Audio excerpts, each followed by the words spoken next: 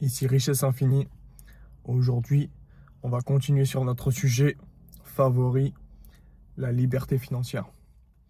En fait, si tu veux devenir libre financièrement, c'est très simple. En théorie, il faut avoir plus de rentrées, c'est-à-dire des revenus, que de sorties. Les sorties, c'est quoi? C'est des dépenses, d'accord? Donc, si tu arrives déjà à être à l'équilibre, tu seras déjà correct, on va dire. Parce que beaucoup de personnes, à la fin du mois, ils tombent en négatif. Et là, si tu arrives à commencer à épargner, c'est là où tu peux sortir un peu de ta vie d'esclave et d'accumuler de l'argent. Je ne sais pas, te créer un coussin de sécurité de 6 mois à 12 mois. Moi, je trouve 12 mois, ça fait beaucoup. Je dirais même, tu peux commencer avec 3 mois de ton salaire. Si c'est pas ton salaire, si tu es entrepreneur, c'est juste tes dépenses mensuelles fois 3. Et on va dire que c'est 2000 euros. Donc, il te faudrait, pour 3 mois, il te faudrait 6000 euros. Donc, tu as ce coussin de sécurité pour peu importe ce qui arrive.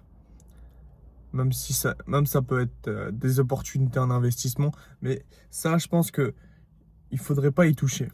Tu laisses ces 6000 euros comme ça de côté j'ai pas envie de faire des recommandations en France sur quel livret, mais si tu as des revenus pas très élevés, ça peut être le livret d'épargne populaire, par exemple, qui rémunère un peu plus que le livret A.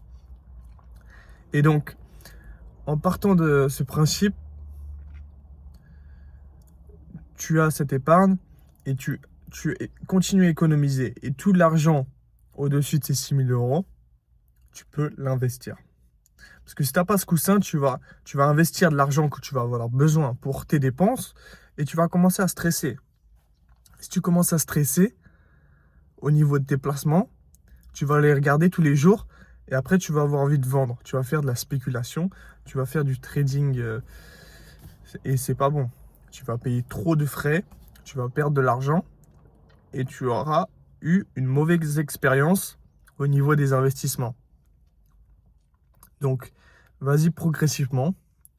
Il y a des nouvelles plateformes aujourd'hui qui existent, notamment Trade Republic, où tu peux commencer avec un DCA, Dollar Cost Averaging, investir une somme fixe tous les mois, par exemple 50 euros par mois, sur des ETF de qualité.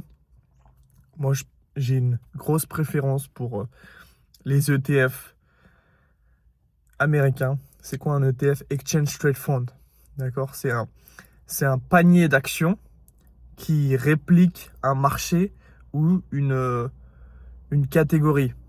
Ça peut être spécialisé, mais personnellement, je préfère investir dans des ETF diversifiés, comme le S&P 500, mais